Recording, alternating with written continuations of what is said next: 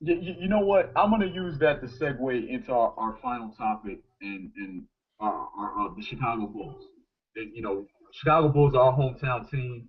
Um, you know, we all from Chicago, or from, at least from the Chicago area. In my case, the I think the guy that was snubbed, in my opinion, at least and at least if there was a third team, he would definitely make that.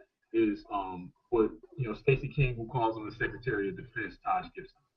Um, Taj Gibson is impossible to shoot over in a one-on-one situation. He's a tremendous help defender as well. I think Taj Gibson is a backbone of anytime the Bulls need stops, they got to put him in the game. He's a great defender. He is. I don't know much he played this year. Um, I know he played a lot when Gasol got hurt, like during the regular season. I don't know how much he played, but yeah, he should always be a consideration. It's consistent minutes, and he doesn't get injured. He should always be a consideration. The problem is he comes off the bench. I mean, he's a sixth man. Well, in today's NBA and in today's NBA, defense first players aren't hardly even allowed on the roster. It's why James Johnson is looking for a job every year. It's very difficult. I don't even think he's necessarily defense first. I mean, he's a great defensive player, but I mean, a guy can go out there and do stuff for you offensively. I mean, he can get the 15, 16-foot jump shot going. I mean, he's great. It's not that he can only play defense, but he is defense first. That's what he is. He is, yeah. But I mean, yeah, I don't. He definitely should always be a consideration. If he's healthy, he should always be. If he's healthy and he gets his minutes, he should definitely be a consideration. I don't want to talk about the Bulls, though. No. You got to talk about your Bulls because don't be butthurt about it, dude. Don't be all like booty sore, dude, over there. Dude, my butt is very hurt over it, dude.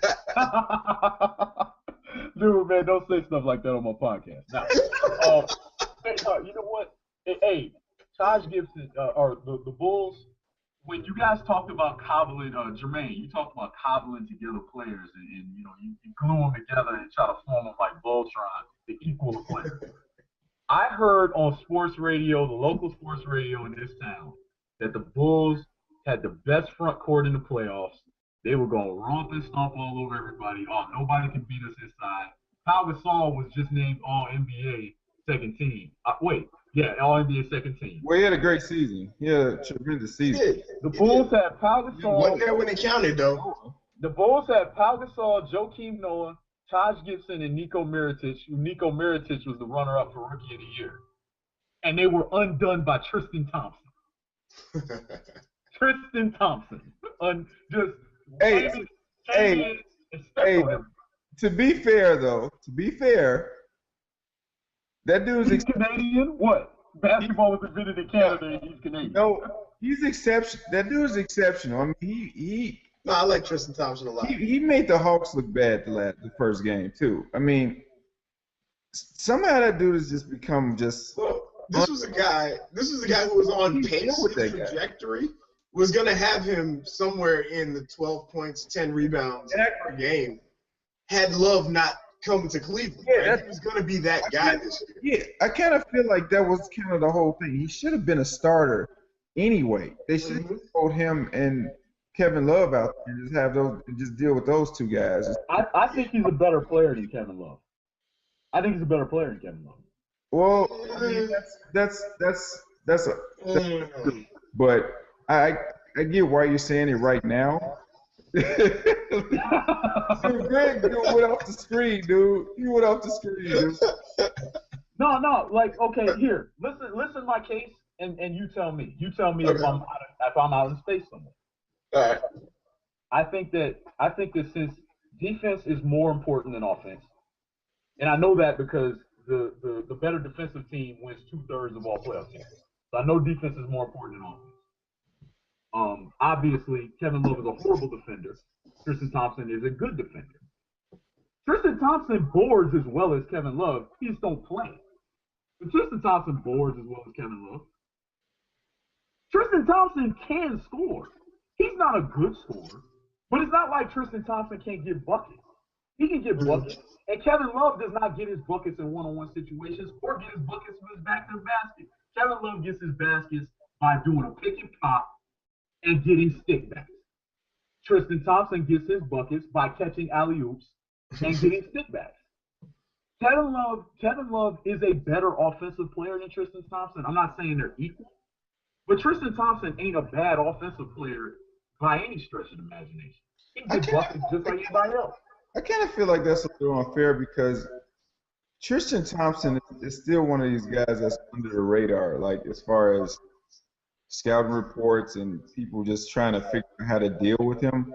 He's not really that guy that people even game plan for. Like I don't think you can game plan for him because he doesn't get his points that way.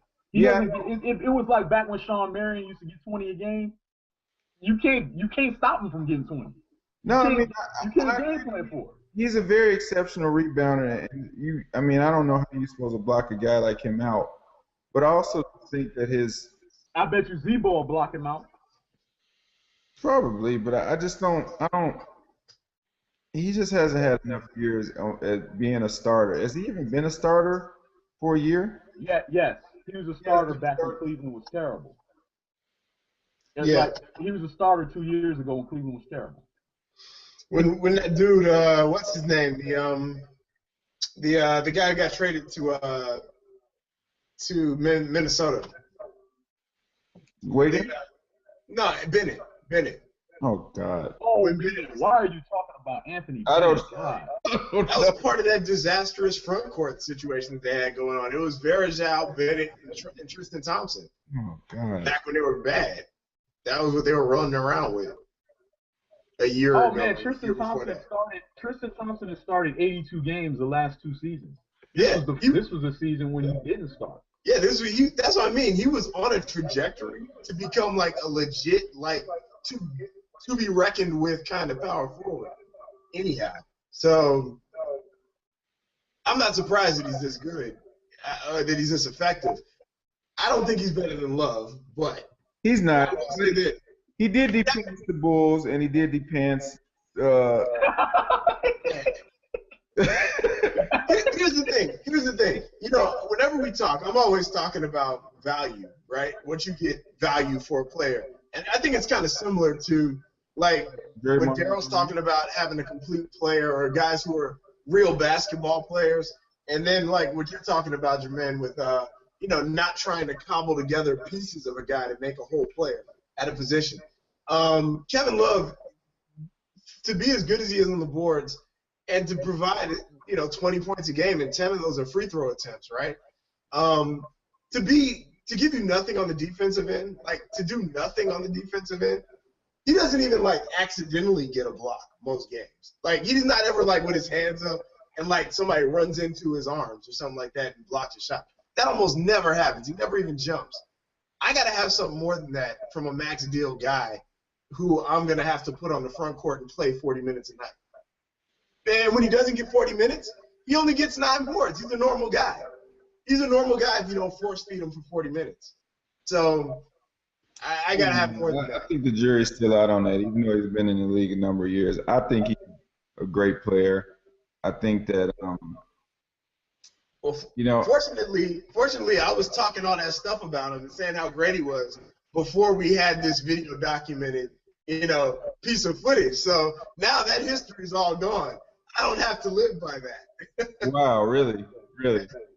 Dude, nobody knows that happened. That was some clown town stuff. Every year you used to pick a group of players from the Timberwolves, and you just like this year. The year what? Did they get 30 wins instead of 25? Like, what are you talking about?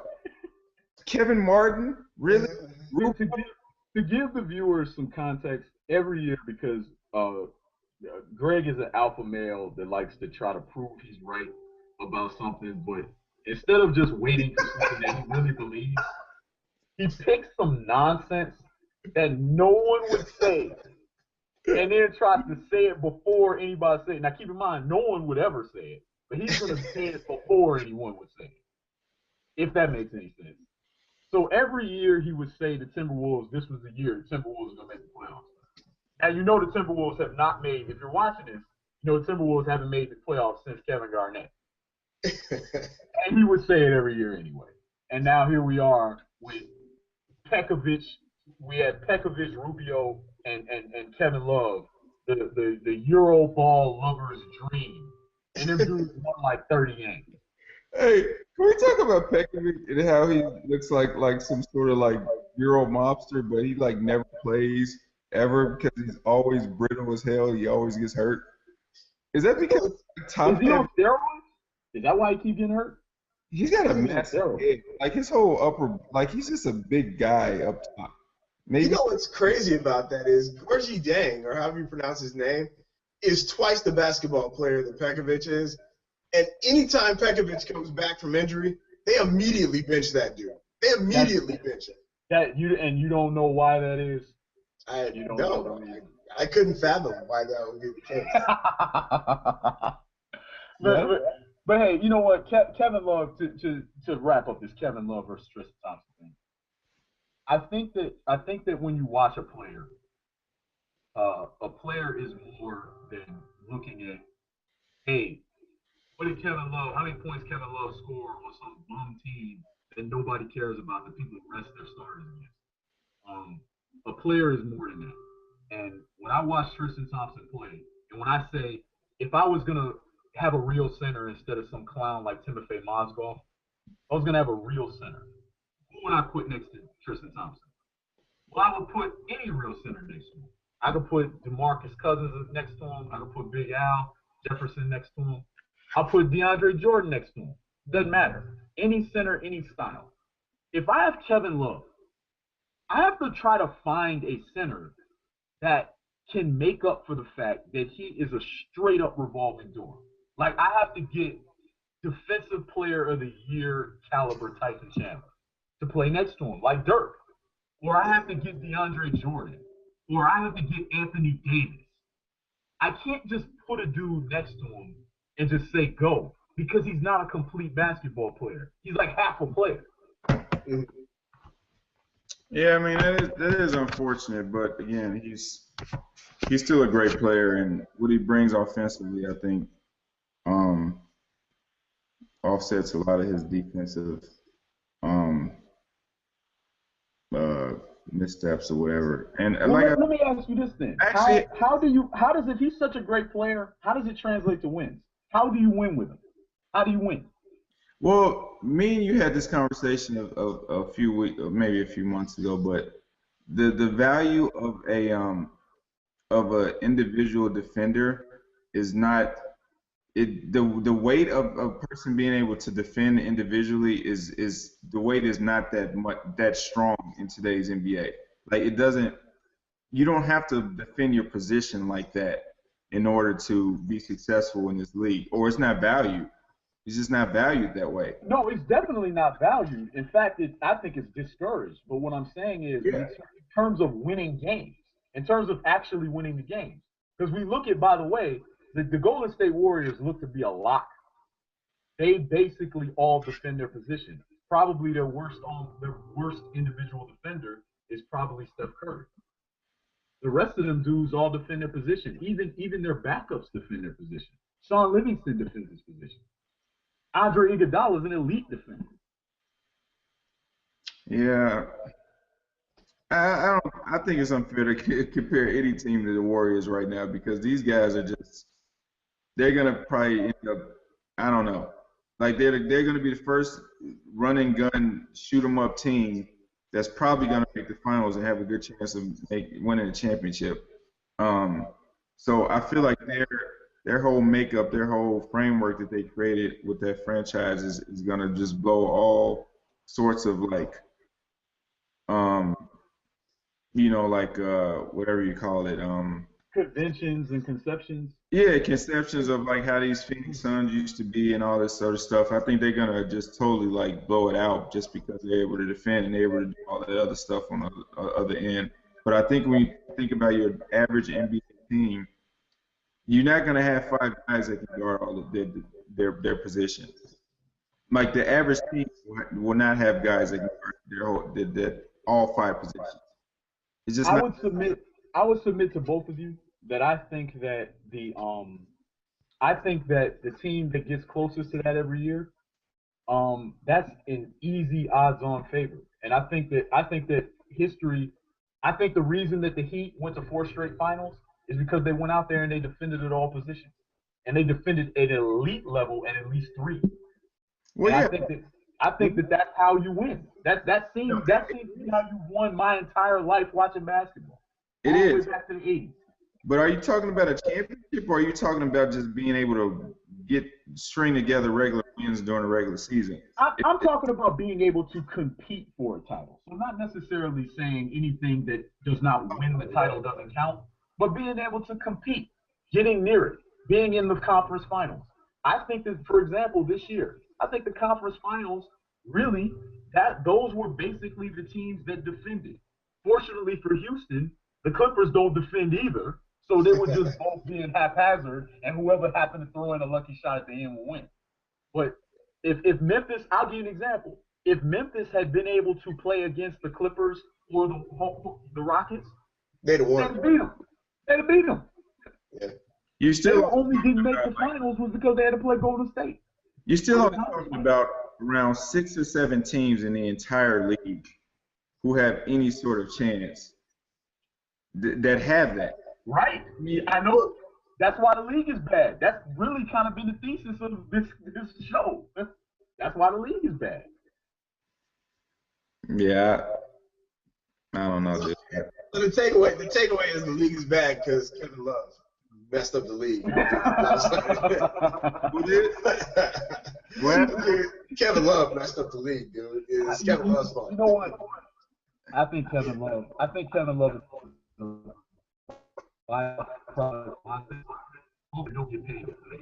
There's maybe at any given moment in the league, there's three guys even getting roster spots over defense, let alone getting paid. Tony Allen may be the only guy in the league right now getting paid to defend. That he's probably the only player in the league. And I think that when you have a league like that that not only isn't paying people, they discourage defense. You have a league full of revolving doors. Dudes would defend if you paid them to do it. There's a reason Damian Lillard doesn't try to guard his man.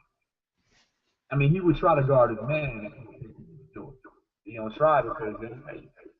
So let's get back right before we wrap this up. We gotta come on, man. We gotta talk about the Bulls, man. People are gonna wait to hear thoughts about the Bulls. You know what Jermaine says? I'm gonna go back to the game. Hey, man, tell me what you think about the Bulls. The Bulls are supposed to be title contenders, and LeBron James is a bunch of clowns nobody cares about. Just really kind of being a bad and embarrassing. What do you think about that, man? What do you think about a team with Tom Thibodeau, the great Tom Thibodeau, right? Think about him, man. He couldn't stop one guy. What do you think about that? I think that the Bulls they gave up. I think I'm being completely honest. I think there's a lot of turmoil going on in the Bulls organization, having to do with Thibodeau, probably players in the organization. Because I did hear Derrick Rose and Butler get or something like that. But you never know. Anytime a team loses, there's always stories that come out the woodwork as to what happened. Definitely. With DeAndre Jordan and Chris Paul. Yep. There's a report that he hated that Chris Paul was criticizing him with the free throws or whatever. So I don't know if I put so much stock in the Jimmy Butler, Derrick Rose thing, but I certainly think that Thibodeau, his lack of adjustments to any situation, coaches the same way every single time, and he didn't get anything out of Miric, who was an important part of that roster for the regular season. And Derrick Rose is just not very good defensively. I think Cleveland, man, I think they're outside of their realm right now because they're not very good on paper. J.R. Smith is playing great. I mean, you got Tristan Thompson playing great. You have all these role players. James Johnson, they like switched him off from some couch or something. James Johnson is out there shooting lights out I mean, their team. Everybody's playing their part. It's not just LeBron. It's easy to say it's just LeBron, but it's not. So I think it's a combination of Cleveland just playing very well, and LeBron being the great player that he is. He's going to go down in history as the greatest NBA player ever played. They got LeBron, and they could not deal with that. Gasol got hurt, which is devastating. And before he got hurt, he was getting his ass handed to him by Tristan Thompson. So there was no sort of – it seemed like just the way the two teams matched up, it just did not benefit the Bulls very well after the first 3 games, I would say.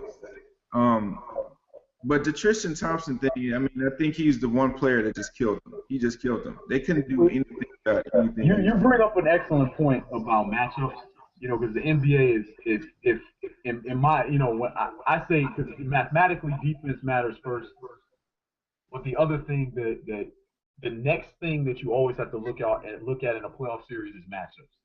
And for the Bulls, the matchups are completely absurd. Because if I have Mike Dunleavy Jr. trying to guard J.R. Smith, that's just like that nonsense going on right now with Kyle Korver. And Chris Webber said on the broadcast, and it was one of them, Jalen Rose don't get fired much. He said, J.R. Smith, he goes, J.R. Smith does not respect Kyle Korver at all. And he's like, I'm just going to say it. And that's how J.R. Smith and Amon Shumpert treated Bulls swingmen not named Jimmy Butler. They just looked at him and said, I don't respect this ball, and just went to work. Amon Shumpert played very well, too. Well, I mean, all right, so here's the thing. Like, I'm a Bulls fan, huge Bulls fan all my life, all that stuff. But I'm not going to apologize for him. I mean, like, everybody took turns slapping all the Bulls backcourt around except Jimmy Butler, who was exhausted to death dealing with LeBron and dealt with him better than anybody else in the playoffs as to this point. So hats off to that guy. He deserves first team, second team, all defensive status, all that stuff. So, but you cannot win a championship with Kurt Heinrich playing 30 minutes a night, with Mike Dunleavy being your starting small forward, with Mirotic or Gasol playing only on the offensive end and only from about 12 feet out, and not getting physical with guys on the defensive end or on the boards. You can't win that way. You just can't. I mean, I really think that if Pau Gasol wasn't out those 2 games, that they would have won the series. That's my opinion. I think. But he was getting pantsed by Tristan Thompson. You already said he got pantsed by Tristan Thompson when he was out there. He was, but you know what was a big problem with the Bulls' offense, I find, after he left? They didn't have a guy who could do. They were playing that 2-man game with him and Rose, which was devastating, dude. He was popping those 18-footers from the baseline. He was all of those shots. And Derrick Rose and Timofey Mozgov was helpless. When Timofey Mozgov was checking his ball, that 2-man game was devastating, dude. He was helpless. Derrick Rose is making all the right decisions too, man. Like it was just beautiful to see that first few games.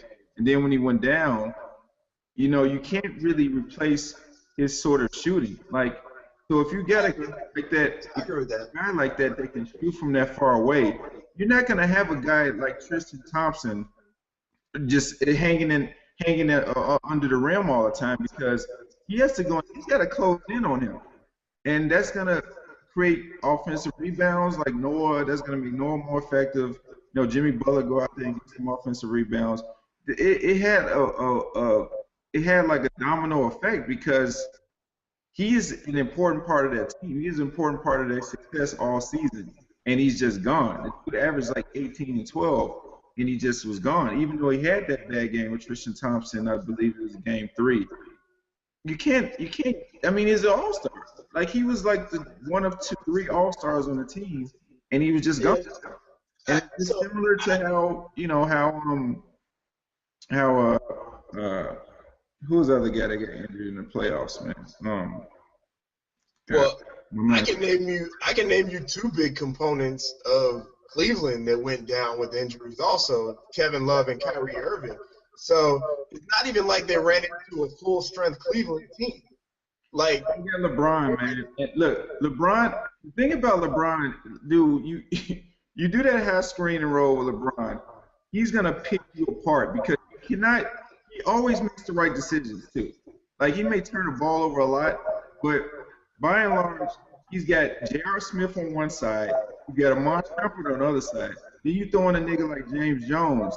Like he's got like people who you can't really leave. If you leave them, you're gonna get trade ball, and there's a good chance they're gonna get an offensive rebound off of miss. So I mean, you can't discount his greatness with the whole thing as well. But I guess. I mean, I just think again, it kind of gets to the matchups, and I think it does get again to the quality of the guys. We saw Dellavedova look like a legit starting point guard all over the Bulls in that series. Yet we saw him go out there yesterday when he had to go run into Schroeder and T, and he got shut out. I mean, it matters. It matters the caliber of guys you got on the floor playing big minutes. His production that game was a fluke. I'm not even counting it as anything that even. I mean, you're right. It was just one game. He was important for that particular game, but they got blown out of the building. So they would have lost whether he did that or not. I don't even consider it an important thing that happened in that game. But well, all right. So here's the only other thing I will say, and this gets to Thibodeau. At the end of the game, when the Bulls needed buckets, all of the times when we even made it a competitive game in any of those games in the late going, it was a very fluky, very lucky kind of. I saw Jimmy Butler run around in the circle for like 8 seconds and then step back into a three that happened to him because he got enough space and he just tucked it in the wing. Derrick Rose hit the off-the-glass fall-away runner per game, right? I mean, if we're relying on those types of plays to say we're going to win a series, then you're not really in a position to win the series, to me. And that says the coach didn't draw anything up. Jimmy Butler went baseline and did the green shake on LeBron and came up on the other side of the rim kind of thing. If you're counting on that type of improv to keep you in the game, you're not going to win a series in the conference finals or the semis or whatever. Not against a real team.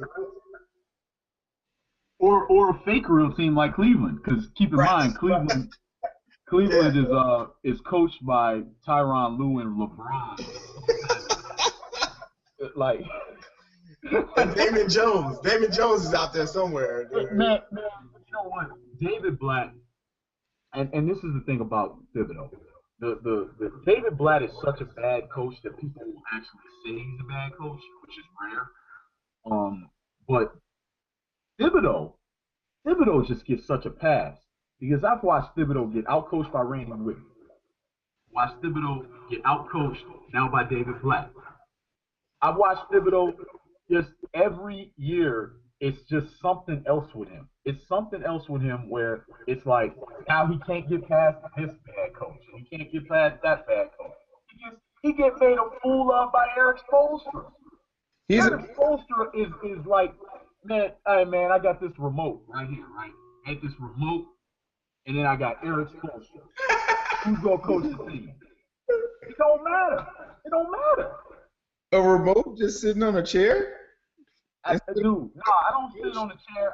You know what I would do? I would have pick somebody we like. Man, I'm so behind the times, man.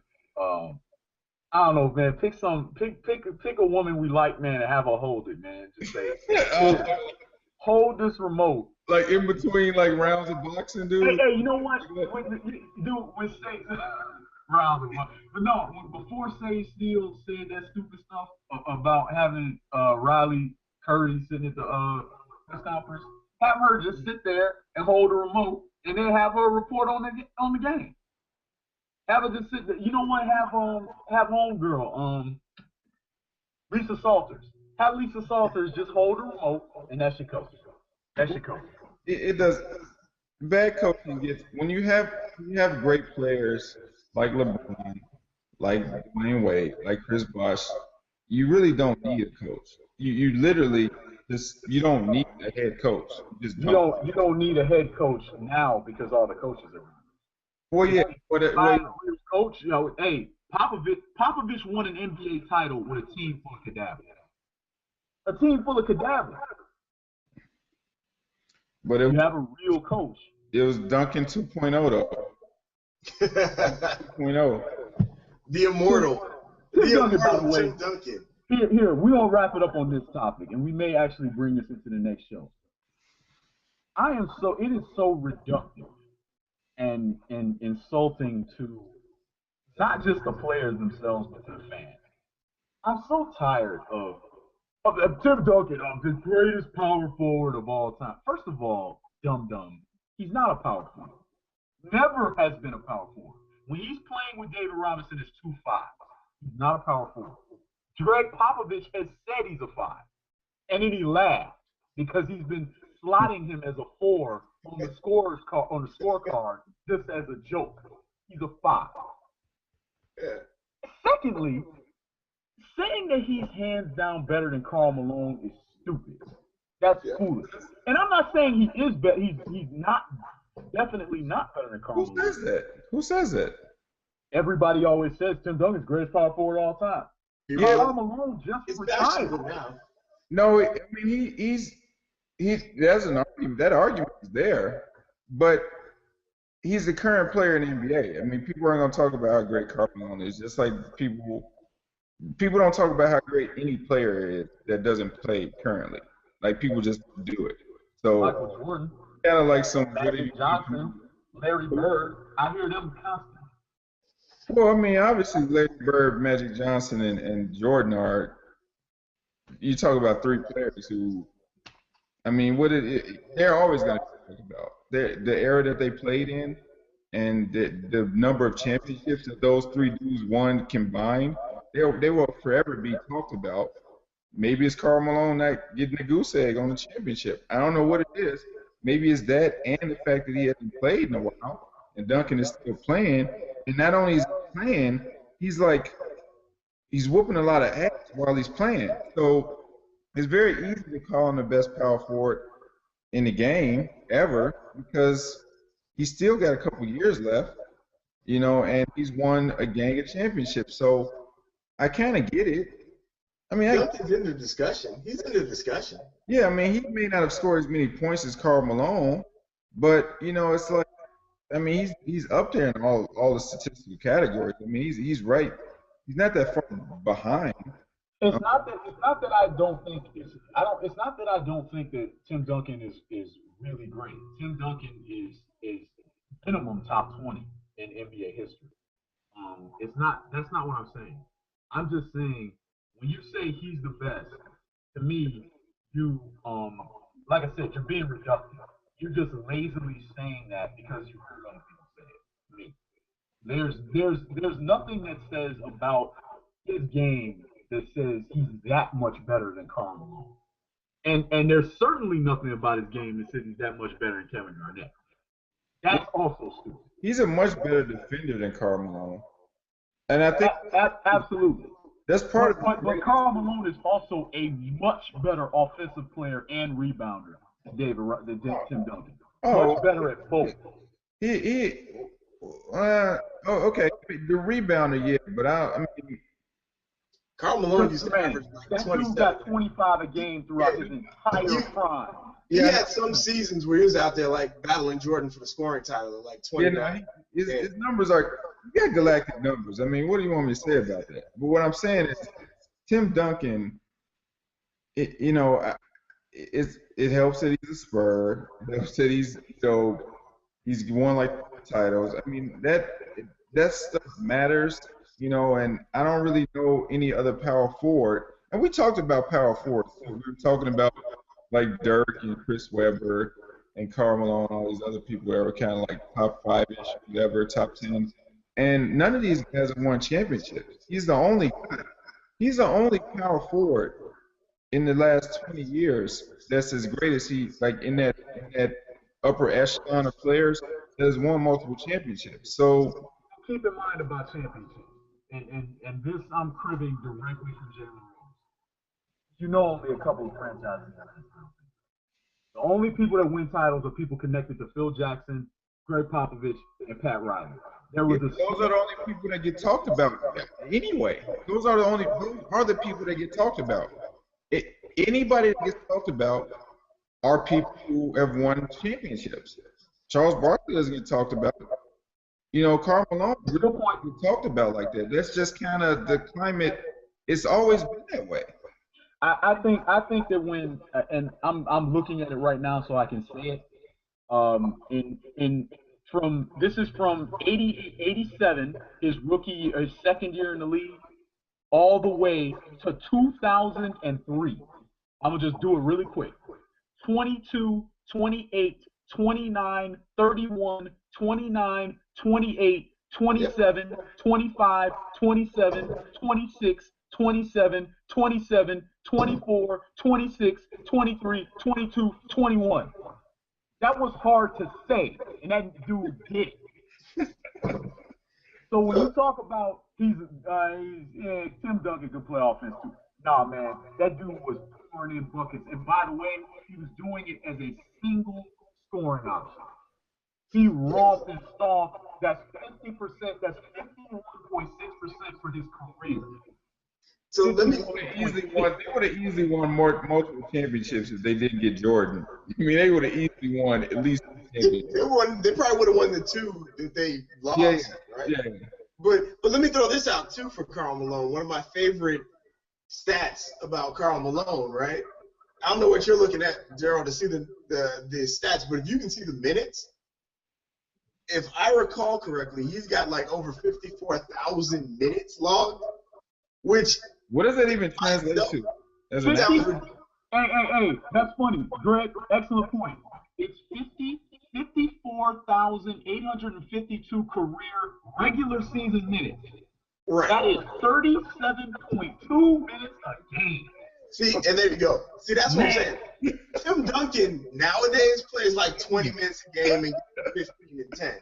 Like Karl Malone at 36 or whatever the hell he was when he was finishing up with Utah. Too, dude. Like he was playing the entire game and still getting 26 points at 36 years old and 10 rebounds. I'm not going to have you denigrate Karl Malone. He finished his career in Utah at age 39. There you go. Right, because he played 20 years. He played 20 years after going to college. He played a lot. So, yeah, I mean, Karl Malone was the epitome. He was the epitome of game shape, game fitness. Didn't miss any games.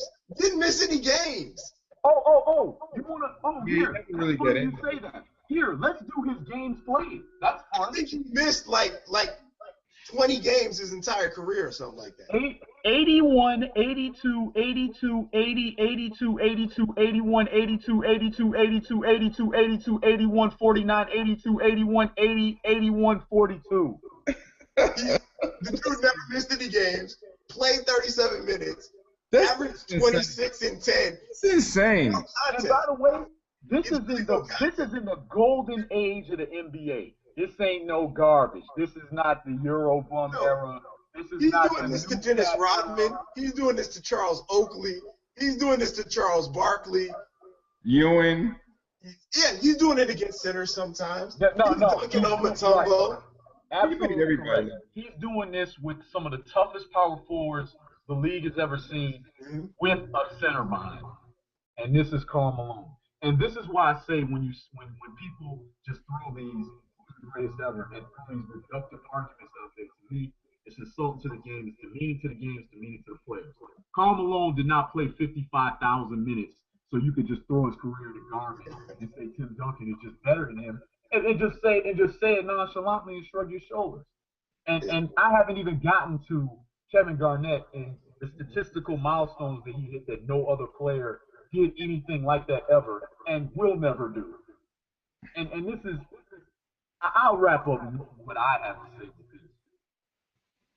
These arguments are always reductive and annoying to me, and I don't like the way that Bill Russell's career is often shrugged off. Michael Jordan is the greatest ever. Well, Kareem Abdul-Jabbar would probably have a lot to say about that. And so with that skyhook that he flipped over people's head thousands of times, a lot of players put in a lot of work and played really great. and then their careers are shoved aside for guys that they're at least comparable. You can't have the conversation. If you really want to have a conversation, you should actually have a conversation and maybe just think for a second. I'm not saying go and read a bunch of statistics. Just think for a little second. Well, I mean, Well, dude, on that note, man, I think as a senior basketball analyst, I think you closed it out, dude. I think that's a good. All right, you know what? That's a good thing. You know what? I really want to thank. About statistics anyway. All right. No, you know what? I want to thank both of you guys for doing this with me. You know, we're gonna do this probably once a week, but I really appreciate it. You know, Greg, Jermaine, thank you very much, both of you guys. It was a pleasure. I can't wait to do it again. Jonathan, play us out with something good. Again, don't get fired. You know, dude, you will lose your non-health. You'll lose the Affordable Care Act. If you play some bum, no, dude, do not play Big Sean. And then, dude, my feelings are hurt because some girl left me in high school. No, don't. No, I don't want to do that. Hey, thank you guys very much, man. I appreciate it. Senior basketball analyst.